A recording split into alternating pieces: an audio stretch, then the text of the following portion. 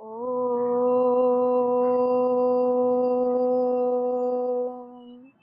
त्वमेव माता च पिता त्वमेव त्वमेव बन्धुश्च सखा त्वमेव त्वमेव विद्या द्रविणं त्वमेव त्वमेव सर्वं मम देवदेव त्वमेव सर्वं मम देवदेव।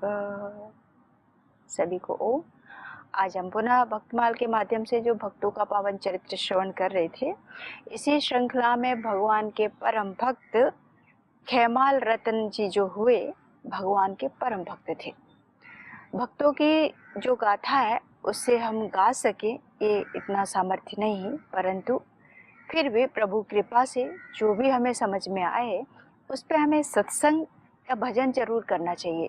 जो भक्त मार्गी है या संत प्रेमी जो है, संतों की कृपा से भक्तों की जो एक मंडली है उसमें हमें भी स्थान मिल जाता है। जैसे भजन भी कहा जाता है, भक्तों ने बहुत श्रद्धा भाव से जो भजन गढ़े हैं भगवान के लिए कि प्रभु इतना तो करना कि भक्तों की मंडली में हमें भी स्थान मिल जाए, ऐसी प्रार्थना करते हैं भक्त। तो ऐसे ही राजा खेमल जो रतन थे भगवान के परम भक्त थे। प्रभु की भक्ति उनके अंतःकरण में कूट कूट के भरी थी। लेकिन जब संतों का दर्शन हो जाए, ये प्रभु कृपा, जैसे रामायण में भी भगवान राम ने कहा कि बिनु हरि कृपा मिले न संता।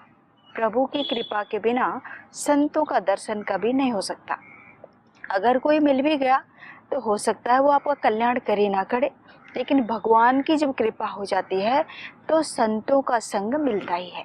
जैसे कि मीराबाई थी, वो भी भगवान की परम भक्ता, संतों के संग रहती।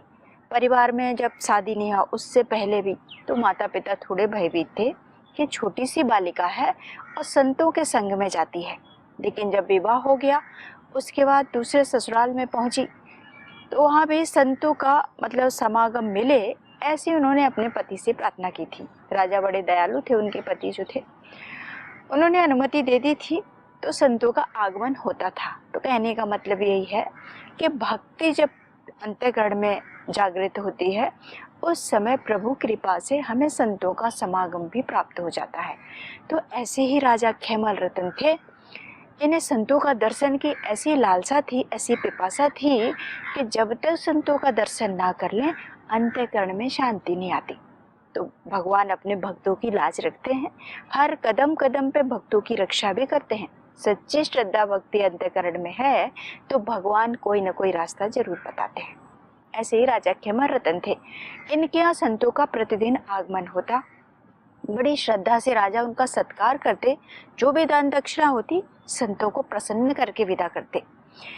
एक नियम है संतों का कि चातुर्मास करने का। जब वर्षा ऋतु आती है तो संत किसी एक ग्राम में या कोई एक परिवार चुन लिया, वहाँ पर 4 महीने तक वास करते हैं। क्योंकि वर्षा ऋतु में इधर उधर भ्रमण करना थोड़ा कठिन होता है, तो चातुर्मास का विधान है संतों के लिए कि 4 महीने तक वो किसी एक स्थान पर रह करके भजन सत्संग करेंगे और जहाँ भी रहेंगे भगवान का भजन स्वयं भी करते हैं। जिस परिवार में जाते हैं संत वहाँ का भी कल्याण होता है। तो ऐसे ही राजा खेमल दास के यहाँ प्रभु कृपा से भेजे हुए कुछ संत पधारे। ये देख करके राजा बड़े अति प्रसन्न हुए और बड़े श्रद्धा से आरती का थाल सजाया, द्वार पर जा पहुंचे। संतों का आरती उतारा, सत्कार किया और श्रद्धा से अंदर लेके आए। कोई संतों को पीड़ा ना हो, क्योंकि संत जो होते हैं भगवान का ही रूप होते हैं, तो भगवान के द्वारा भेजे हुए दूत कहे जा सकते हैं। जैसे कोई बड़ा राज्य होता है, किसी का साम्राज्य है, तो उसके सैनिक होते हैं, दूत होते हैं, कार्य करने वाले अलग अलग राजदूत होते हैं। ऐसे ही भगवान के जो दूत कहें वो संत होते हैं। संत जिस रास्ते से गुजर जाएं वो रास्ता तीर्थ बन जाता है। जैसे गंगा माँ को भी कहा गया था कि जब धराधाम पे भेज रहे थे, भागीरथ जी लेने गए भगवान शिव से, जटा से जब निकाला तो माँ ने प्रार्थना की कि संसार के जितने लोग हैं सबके पाप उसके अंदर धुलेंगे तो मैं तो दूषित हो जाऊंगी, तो मेरे ये पापों को कैसे कटेगा। तब भगवान ने कहा कि आप चिंता न करें, मेरे द्वारा भेजे गए जो संत हैं वो आपका उद्धार करेंगे। जब कोई एक संत गंगा में डुबकी लगाता है तो जितने भी पाप उसमें धुले थे लोगों के, वो सब समाप्त हो जाएंगे। ऐसा आशीर्वाद देके भगवान ने इस धराधाम पे गंगा माँ को भेजा। तो कहने का मतलब है, संत जगत में परम हितकारी होते हैं, वो सदा कल्याण की भावना से ही विचरण करते हैं। अगर कोई संत क्रोध कर रहा है तो उसमें भी कल्याण छिपा होता है। तो ऐसे ही राजा खेमलदास के यहाँ 4 मास के लिए संतों का आगमन हुआ। अब तो राजा की प्रसन्नता की ठिकाना न रहा, अति प्रसन्न राजा, क्योंकि जो भक्त होता है वो सत्संग का व्यसनी होता है, बिना सत्संग के वो रह ही नहीं सकता। जैसे कोई किसी को अलग अलग व्यसन होते हैं, कोई पीने का व्यसन होता है, कोई बीड़ी तंबाकू, अलग अलग है। जैसे वो बीड़ी पिए बिना नहीं रह सकता व्यक्ति, ऐसे ही सत्संगी जो है संसर्ग के बिना नहीं रह पाता। ऐसे ही राजा खेमलदास जी का चरित्र था बड़ा पवित्र पावन। 4 मास तक संत उनके यहाँ रुके, खूब भजन सत्संग हुआ, बड़े आनंद से उनका जीवन चल रहा था। जब 4 मास पूर्ण हुए, संतों का तो काम ही है विचरण करना, एक जगह पे नहीं रहते। तो चातुर्मास जैसे ही पूर्ण हुआ, संत अपना कार्य पूरा करके वहां से चल पड़े। राजा खेमलदास को 4 मास कब निकल गए कुछ पता न चला। जब संत जाने लगे, राजा बड़े व्याकुल हो गए, अंदर से बेचैन। संत उनकी भाव चेतना को समझ गए, बोले आप दुखी ना हो, आपके यहाँ संतों का आगमन होता रहेगा। ऐसा संतों ने आशीर्वाद दिया। तो राजा को थोड़ा सांत्वना लगी और प्रभु को मन ही मन प्रार्थना करने लगे कि भगवान कोई ऐसी कृपा करो कि इस कुल में जो भी राजा हो या जो भी सदस्य रहें, सब आपके चरणों के अनुरागी हो। तो संत अंतर के भाव को समझ जाते हैं। उन्होंने तथास्तु कह के वहाँ से विदा ले ली। अब राजा खेमल बड़े उदास कि अब संतों के दर्शन नहीं होंगे तो मेरा दिन कैसे कटेगा, क्योंकि भक्त जो होता है बिना सत्संग के रह ही नहीं सकता। या तो प्रभु की चर्चा कोई सुनाने वाला मिले तो सुनेंगे, और ना मिले तो कहीं जाकर के खुद सत्संग करेंगे। ऐसा व्यसन होता है भक्त का। तो राजा खेमलदास जी का भी ऐसे ही कुछ चरित्र था। संत वहां से चले गए, लेकिन प्रभु की कृपा से जो आशीर्वाद संतों के मुख से निकला, उनके परिवार में जितने भी थे, उनके पुत्र थे, रानी थी, सब भगवान के चरणों के अनुरागी। राजा से भी ज्यादा श्रद्धा भक्ति रानी के अंतःकरण में थी। तो जब संत चले गए, उसके बाद राजा खेमल के दरबार में एक दिन सत्संग चल रहा था। सभी श्रद्धालु बड़े श्रद्धा से बैठे भगवान का भजन कर रहे थे, और राजा खेमल उन भजनों को सुनकर के इतना अंतर्मुखी हो गए कि बाहर की दशा क्या है ये सब भूल गए, भाव चेतना में खो गए। जो भक्त है अंदर गोता लगाता है। बाहर की दुनिया से जो देखा जाए, जगत जितना सुंदर बाहर दिखाई देता है, उससे कई गुना जो है हमारे अंदर है। केवल हमें दृष्टि चाहिए, वो प्रभु कृपा से ही मिलेगा। कई बार साधारण हम जैसे लोग अगर जाएं संतों की शरण में और उनसे कुछ पूछे भी, तो वो ध्यान की बात कहेंगे। अब वो ध्यान के लिए आंख बंद करना है।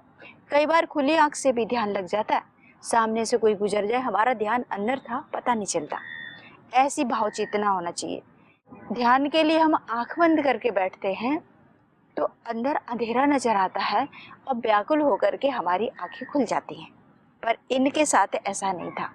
राजा अंतःकरण में खो गए और इतना विभोर हो गए कि आज प्रभु की जो स्वरूप जो लालिमा थी, राजा को जो दर्शन हो रहा था वो सबको नहीं, क्योंकि भक्त की दृष्टि जो होती है अलग होती है। भगवान का अद्भुत रूप लावण्य देख के राजा भाव विभोर हो गए और सोचने लगे कि आज मैं प्रभु के ऊपर क्या न्यौछावर कर दूं जिससे मेरी भक्ति और बढ़ जाए। तो ऐसे विचार कर ही रहे थे। एक भक्ति भक्त की दशा को समझ सकता है। जो जैसा व्यक्ति वैसा अगर मिल जाए तो जीने का आनंद होता है। तो रानी उनकी परम भक्त थी। रानी समझ गई राजा की दशा को कि अब ये करें तो करें क्या, क्योंकि इतना रस आ गया उन्हें भक्ति में, कुछ सूझ नहीं रहा था। तो राजा जो हैं उनके मन में आया, रानी ने कहा कि जो सबसे वस्तु प्रिय हो वो भगवान को देना चाहिए। कई बार क्या होता है, जैसे आरती में गए, कहीं सत्संग में गए, कथा में गए, आरती होती है, बड़ी श्रद्धा से लोग जाते हैं, परंतु आरती के लिए वो नोट रखेंगे जो कहीं दुकान पे नहीं चला। तो ऐसी भक्ति किस काम की। जो सबसे प्रिय हो वो चीज प्रभु को अर्पण करना चाहिए। राजा खेमल सोचने लगे कि आखिर मेरी प्रिय वस्तु है क्या। रानी ने स्मरण दिलाया कि आपकी जो पुत्री है यानी राजकुमारी सबसे प्रिय थी बहू राजा को। जो खेमल रतन थे उन्होंने कहा कि मेरी पुत्री तो मुझे अति प्रिय है। तो सोचे जो भी होगा सो होगा, अपनी कन्या को ही प्रभु के चरणों में अर्पण कर दिया।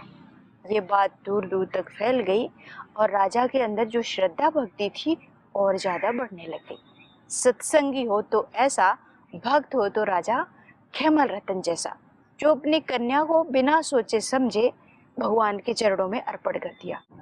जब भगवान के चरणों में भक्ति जागृत होती है तो आगे क्या होगा या भविष्य में क्या होगा ये चिंता भक्त नहीं करता, वो वर्तमान में जीता है। जैसे कि राजा खेमल थे।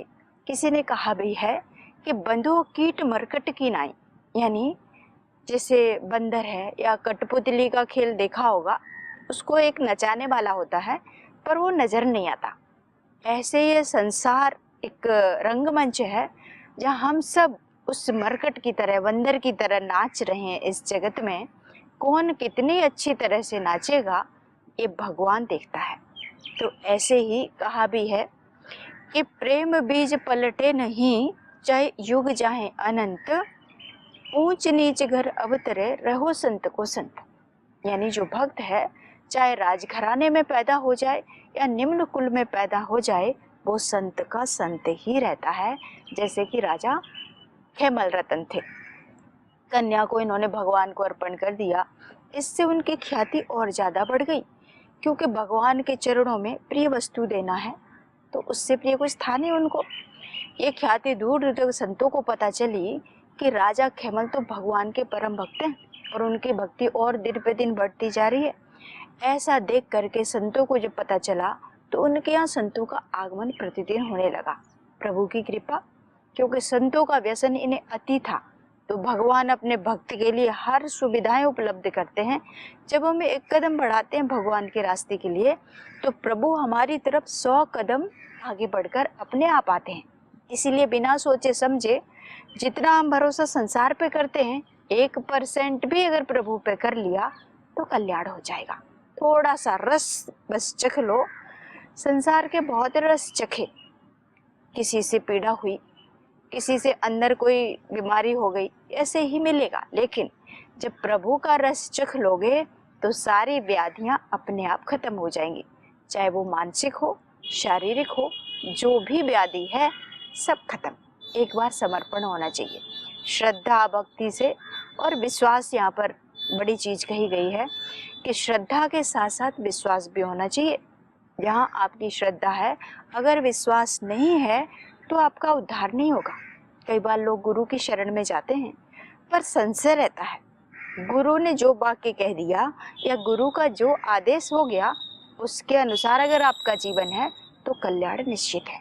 कई बार लोग गुरु को मानते हैं, गुरु की नहीं मानते कि गुरु चाहते क्या हैं और हमें क्या करना चाहिए।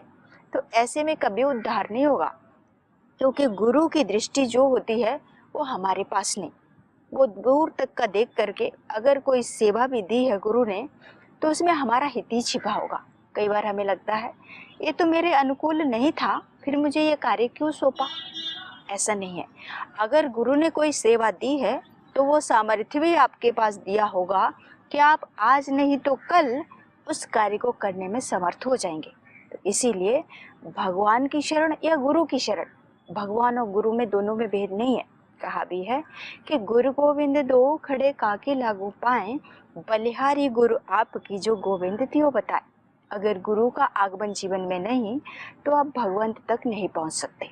ऐसे अनंत भक्त हुए हैं, मीराबाई है, कबीरदास जी है, कोई भी ले लो, उन्हें प्रभु की कृपा सीधे प्राप्त थी, भक्ति बढ़ने लग गई।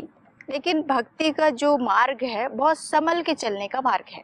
हर कदम सोच सोच के चलना चाहिए, क्योंकि बड़े बड़े ऋषि मुनि भी कब कौन कहाँ फिसल जाए कहा नहीं जा सकता। इसलिए कहा है कि जोगे जोग जुगत से जीना, समल समल पग धरना। यानी भक्ति के मार्ग पे बढ़े हो तो बहुत सोच के आगे आगे कदम बढ़ाना चाहिए। तो ऐसे ही राजा खेमल की ख्याति बढ़ने लगी, संतों का आगमन होने लगा। राजा का जीवन बड़ा आनंदित था।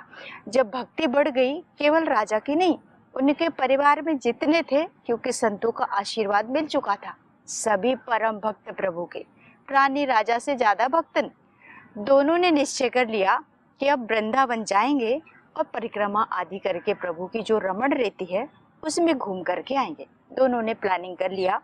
राजा रानी, राजा तो थे ही राजा, अपनी वेशभूषा धारण की और दोनों वृंदावन के लिए निकल पड़े। लेकिन वृंदावन में जो एक बार पहुंच गया, वो प्रभु की भक्ति से ओतप्रोत ना हो या उसमें ना रंगे उस रंग में, ऐसा हो नहीं सकता।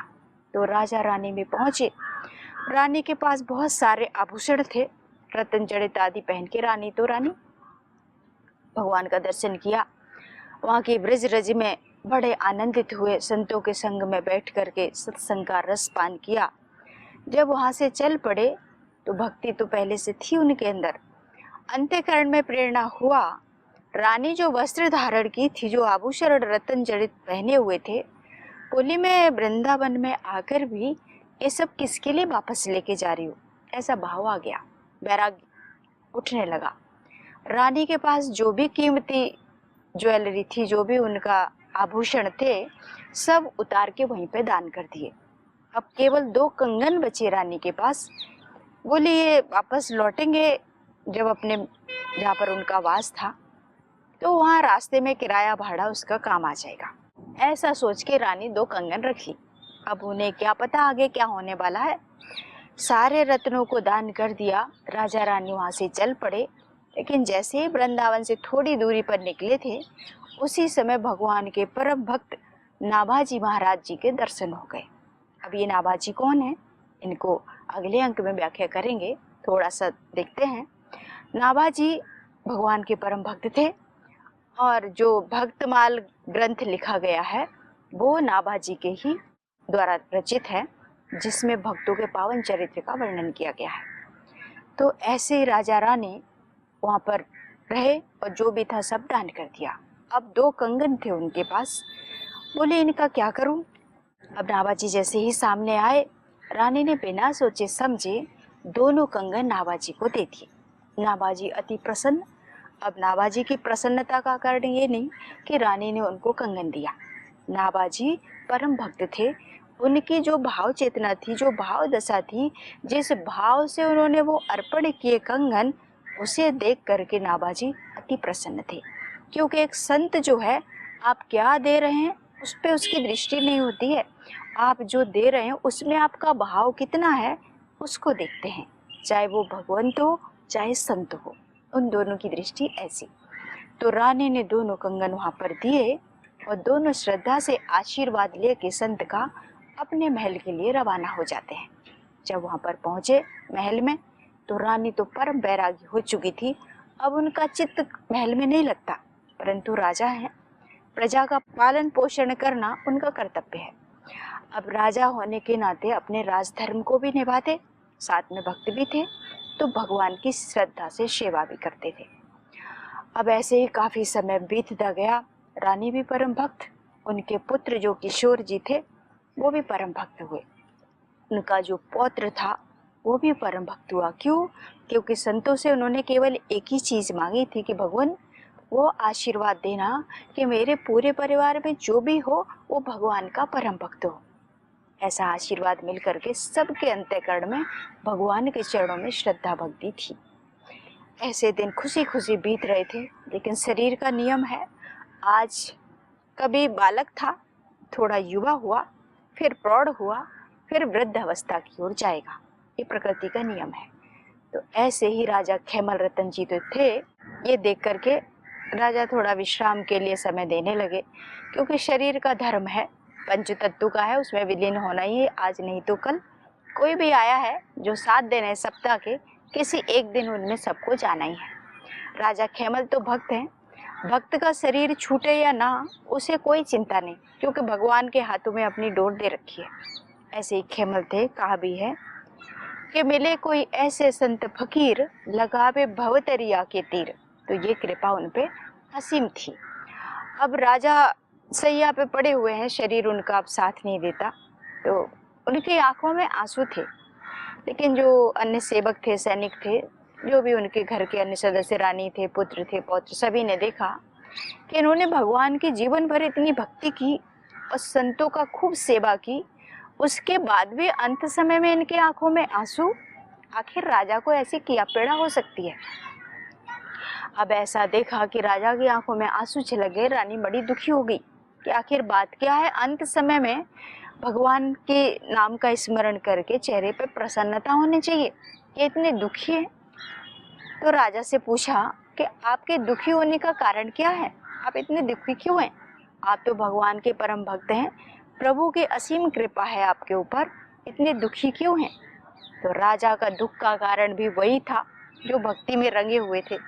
बोले, मुझे केवल एक ही दुख है कि मैं 2 काम को पूरा नहीं कर सका, इसका मुझे बड़ा दुख है। बोले, क्या 2 काम है?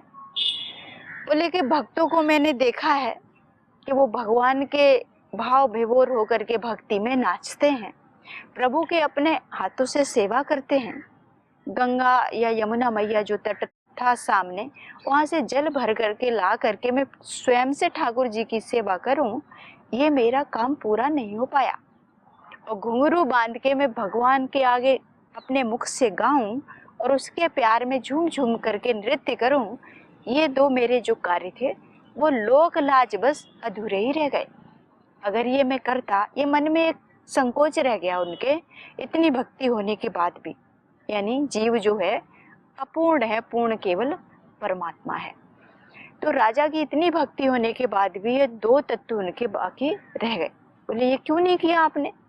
बोलते, लोक लाज का सोच करके कि एक राजा होकर यमुना से खुद जल भर के लाए, ये थोड़ा अलग ही विषय हो जाता। ऐसा मन में संकोच था, इसको राजा कभी दूर न कर सका और न कभी किसी संतों को कहा। अगर मन की बात कहीं जो अधिकारी है या हमारा मार्गदर्शन कर सकते हैं, उनको अगर बता दिया जाए, हो सकता है समाधान मिल जाए। लेकिन कई बार हम गुरु से भी छिपा लेते हैं और संतों की शरण में जाते हैं तो मन की बात कई बार नहीं बोल पाते, तो वहाँ हमारा घाटा होता है। इसलिए भगवान, गुरु या संतों की शरण में जाओ तो अंतःकरण में जो भी भावनाएं, जो आपकी कामना है, वो खुल करके बता देना चाहिए, आगे उसकी मर्जी। तो राजा की ये 2 कामनाएं थी जो अधूरी रह गई। उनका जो पौत्र था, बेटा का पुत्र मतलब राजकुमार का जो पोता कहलाएगा, उसने कहा कि आप चिंता ना करें, जब तक मेरा ये शरीर रहेगा आपके जो 2 काम अधूरे रह गए उन्हें मैं जरूर पूरा करूंगा। यमुना से खुद जल भर के लाऊंगा और ठाकुर जी की सेवा उसी जल से करूंगा और पैरों में घुंघरू बांध के भगवान के नाम का संकीर्तन करके निसंकोच प्रभु के आगे नृत्य भी करूंगा। ऐसा आश्वासन दिया, क्योंकि आशीर्वाद पूरे परिवार को था भगवान की भक्ति का। तो ये सब कोई कर पाए जरूरी नहीं है। तो जब आशीर्वाद कृपा हुई संतों की, तभी ऐसे पुत्र और पौत्र उन्हें प्राप्त हुए जो उन्हें आश्वासन देते हैं अंत समय में कि मैं भगवान की सेवा करूंगा, अंतिम जो आपके लक्ष्य रह गए उन्हें भी पूरा करूंगा। लेकिन जो खुद की कामना है वो खुद ही पूरी हो जाए तो ज़्यादा अच्छा होता है, नहीं तो जो कामना मन में किंचित भी लेस मात्र रह गई उसे पूरा करने के लिए फिर से आना पड़ता है। ये नियम है प्रकृति का। तो ऐसे ही राजा खेमल जी अनन्य भक्ति भगवान की प्राप्त की, संतों की भी असीम कृपा प्राप्त की और परम धाम को उन्होंने प्राप्त किया भगवान की कृपा से। पूरा उनका जो परिवार था भक्तिमय वातावरण में संतों के आशीर्वाद से प्राप्त हुआ। इसी के साथ वाणी को विराम देते हैं। सभी को ओम। ओम शांति शांति शांति। ओम श्री परमात्मने नमः।